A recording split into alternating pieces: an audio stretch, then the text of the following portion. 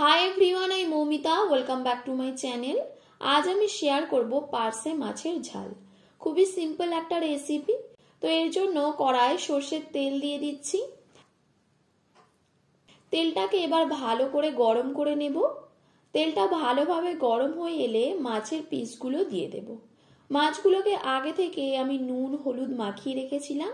এবার এগুলোকে উল্টে পাল্টে ভালো করে ভেজে নেব।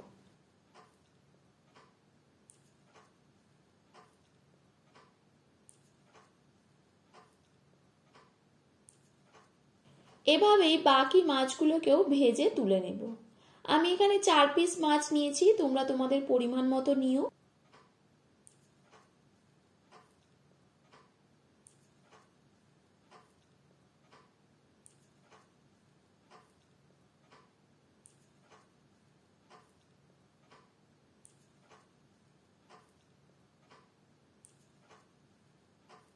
মাছগুলো ভাজা হয়ে গেছে। এবার ওই তেল থেকে কিছুটা তেল কমিয়ে নিয়ে দিয়ে দেব একটা কুচানো পেঁয়াজ।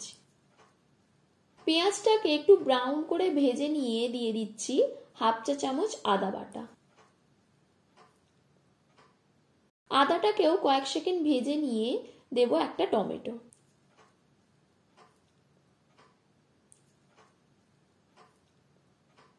এরপর দিচ্ছি হাফ চা চামচ নুন, হাফ চা চামচ হলুদ গুঁড়ো, হাফ চা চামচ লঙ্কা গুঁড়ো, হাফ চা চামচ জিরে গুঁড়ো আর হাফ চা চামচ ধনে গুঁড়ো।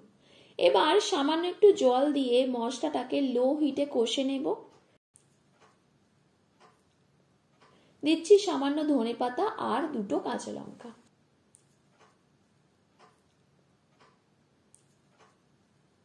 এগুলোকেও ভালো করে মিশিয়ে নেব।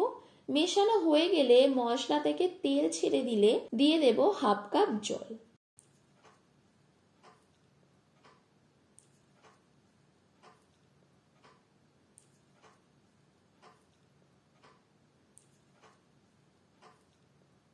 জলটা ফুটে এলে দিয়ে দেব ভেজে রাখা মাছ।